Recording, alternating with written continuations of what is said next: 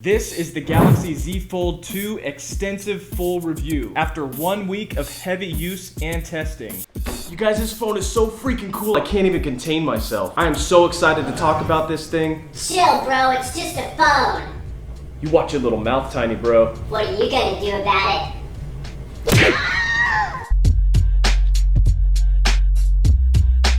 Do not buy this phone unless you've watched this entire video. I've already created an unboxing and first impressions video, but this video will tell you everything that you need to know. Keep it locked here, guys. This will be the most informative And entertaining review that you can find on this phone. If I miss anything that you wanted to know, just ask me in the comments and I will personally respond to every single last question. I've done a lot of tests, and with full confidence, I can show you all of the good, the bad, and the ugly of this premium device. Stick around for the top 5 pros and cons, where I'll show you all of the amazing features and where this phone fell short. I'll also be showing you some hidden features that you may not have known about this phone. We're going to do speed tests, gaming tests, battery tests, reverse charging tests. I'm going to show you up close and personal what the videos and photos really look like. Also a knife and key scratch test, and even a bend test for durability. Also, please make sure to like, subscribe, and comment to be entered in to win my weekly Amazon gift card drawing. Okay, on paper, this phone is jacked. Just like my baby son, Bennett. Protein.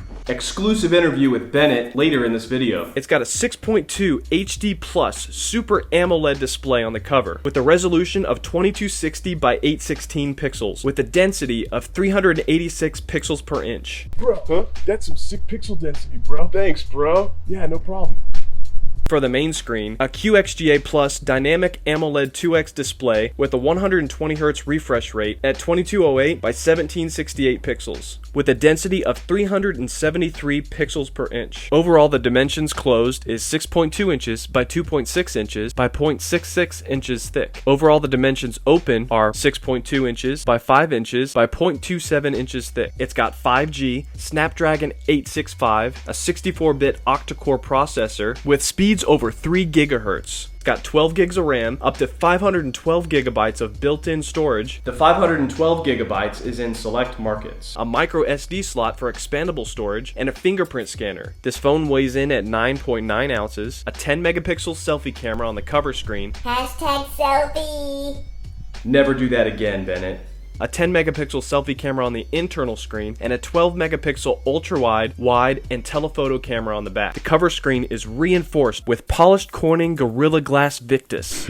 Oh yeah. The most durable glass available on a Galaxy phone. It's got 2 batteries that collectively add up to 4,500 milliamps. The phone body comes in Mystic Bronze and Mystic Black. The hinge comes in 5 different colors: metallic black, silver, gold, I love gold! and red and blue. Alright, the top 5 pros. The screen hinge has been upgraded and feels very sturdy in your hands. Yet it also feels very smooth and holds the position at nearly every angle you put it in. Number 2 pro is app continuity. The cover screen and the internal screen remain in constant sync with each other, and the transition between the two was very seamless and smooth. Number 3 is screen quality and refresh. This large, beautiful screen will make everyone around you drool. The 120Hz display makes all the animation feel extremely smooth and nice. I also love how it knows when to switch between the lower refresh rate and the 120Hz to save on battery. Number 4 is camera quality. This phone has 5 cameras, 3 on the back, 1 on the cover screen, and 1 on the internal screen. It's honestly not the best smartphone camera there is out there, but it's definitely a major step up from the last version. Number 5. Multi-app functionality. Being able to use several apps and windows simultaneously and dragging and dropping between them proved to be very responsive and extremely easy to use. And the top 5 cons. Number 1, it's expensive. The best deal you can get on this phone is up to a $1,000 discount with top dollar trade-ins, and it must be in great condition. Otherwise, you're spending over $2,000 for this device. The number 2 con. It's not waterproof. Because this phone is so expensive, it is a little nerve-wracking that some water can completely ruin the device. Most premium smartphones on the market right now are waterproof. So if you're gonna get this phone, I highly recommend you get Samsung Plus for some peace of mind. It's only $12 a month and covers an additional warranty and even accidental damage. The number 3 con, app support. Only about 25% of the apps can even utilize this massive screen, so many of them just look like a blown up phone mode version that doesn't use the screen entirely. One of the apps that does a bad job is Instagram. Apps that do a great job are Gmail and Spotify. YouTube also looks great as well. The number 4 con is it smudges and fingerprints very easily. You're definitely going to want to get a case to protect this large investment and to keep it looking fresh. There's a link in the description for some of my favorites. The number 5 con is bulk. As you can expect, when folded down, it does feel like you're putting a thick brick in your pocket. Bro, is that a thick brick in your pocket? Or did you get a new phone? Okay, so getting into the design. The materials feel very solid, the hinge feels great. It did feel a little weird in my hand, but it definitely grew on me. Texting felt surprisingly great on this phone, especially in landscape mode. If you're someone that likes to have a phone and a tablet, you're gonna really love this phone. I love the fact that they've removed the notch completely, and now it's just a little pinhole for the camera on the internal screen. Functionality. It took less than a second for every app to open up, and I just loved the app groupings. Everything works fast and smooth. It took me some getting used to, but I found creating my own app groups for simultaneous use was very helpful for productivity and multitasking. The face recognition works very well and was extremely easy to set up. The fingerprint scanner was also pretty easy to set up, but it didn't work very consistently. I just love this side panel and being able to select my different group pairings.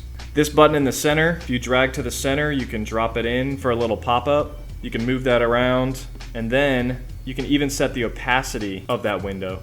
I love being able to flip it like this. I can watch a video, scroll through the comments, search the web, and take notes all at the same time. Alright, cameras and microphone quality. You can see zoomed in here at 10x that the quality of the photos on the 12 megapixel camera holds up pretty nice.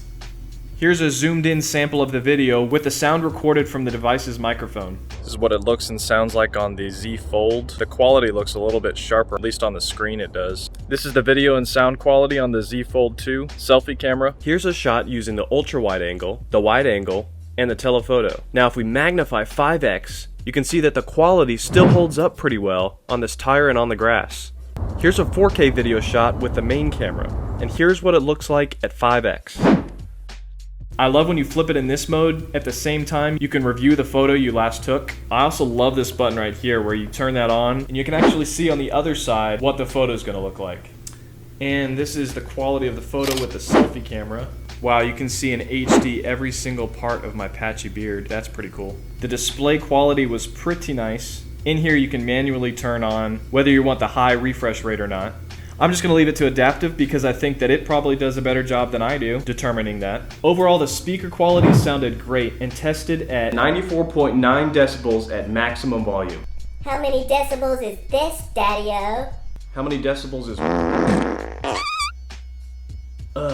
Bennett. The location of these speakers is perfect. It's just above your hands when you're holding it in landscape mode.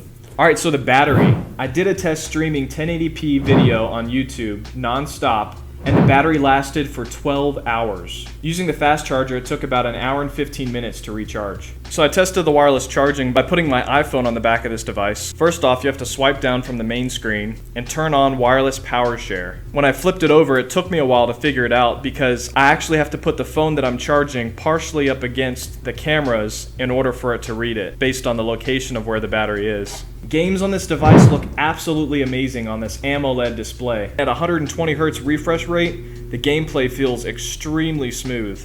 I ran a Geekbench benchmark test and it got a 959 single core score and a 3,319 multi-core score, which as you can see, against some of the other smartphones, is pretty good. I also ran a 3D Mark Slingshot Extreme benchmark test and got a score of 7,744. Durability. Alright, here we have some keys. Let's see how the phone's built-in screen protector responds.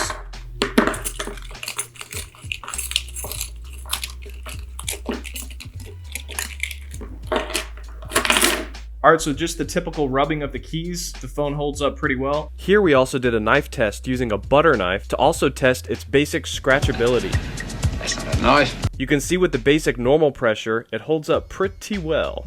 Even in regular phone mode, this feels and looks really good. I found myself throughout the day not even flipping into tablet mode because the cover phone works so well. What do you think about this phone, Benny Boo? I like that it folds just like a dirty diaper. Okay, is that it? I just love how much time you spend on it instead of playing with me. Okay. What about you, Tiny Bro? You're not gonna smack me, are you? No, of course not. I like that this phone is life size. Well, it's not exactly life size. No, it's life size.